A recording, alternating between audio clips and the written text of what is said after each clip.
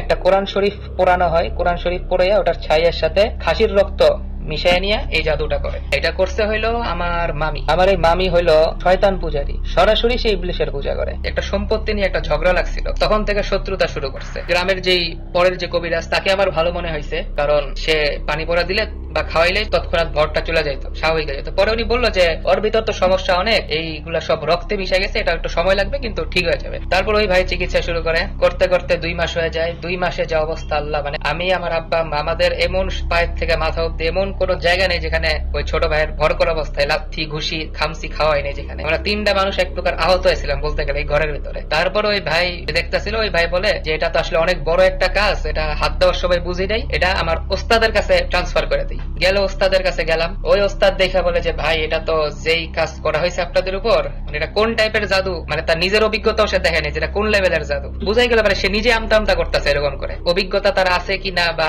এত কিছু কখনো দেখছে কিনা, এমন চিকিৎসা করছে কিনা সেটাও সে বলতে পারে না। যাই হোক, সেও কিছু খেজুর পড়া পানি পড়া এমন কিছু জিনিস দেয়, সেখানেও 2 মাস চলে যায়। চলে যাওয়ার পর উন্নতি কাজের কাজ কিছুই হয়নি। এটা করছে হইলো আমার মামি। এটা জানা গেছে দ্বিতীয় হুজুর যখন চিকিৎসা শুরু করছে তখনই বলছে, ভর করে বলছে যে আমাকে অমুক অমুকরা পাঠাইছে আমাকে।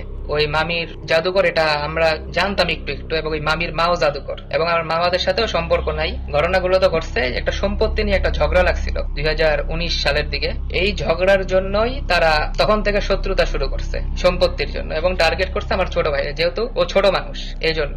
তারপর হইলো ওই গ্রামের ওই ওস্তাদ দেখতেছে, দেখতে দেখতে 2 মাস হয়ে গেল, কোনো উন্নতি হইতেছে না, ওই ভর করতেছে ওরকমই, খালি পানি ছিটা দিলেই চলে যায়, আবার একটু পরে আসে। তারপর আমি আবার ওই মাদারীপুরের ভাইয়ের সাথে আবার আমার যোগাযোগ হয়, কোনো একটা ভাবে যোগাযোগ হয়। তারপর আমি ওই ভাইকে বলি যে ভাই এমন এমন ঘটনা, কোনো উন্নতি তো দেখতেছি না, আপনার কেউ আছে পরিচিত?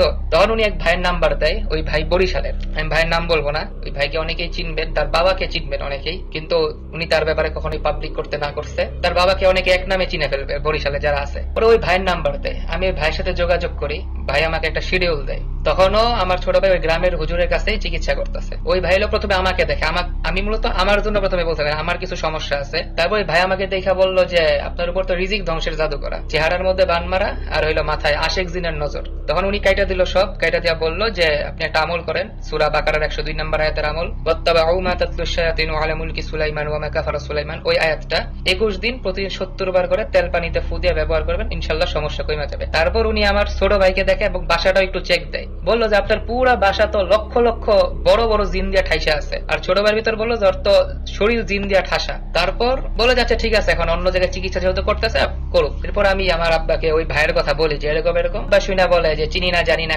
কারে দেখাইছি, কেমন না কেমন হবে। কিন্তু আমি আব্বারে বলি যে ওই ভাইয়ের কাছে নিয়ে যায়, ওই ভাই ঢাকা আসে।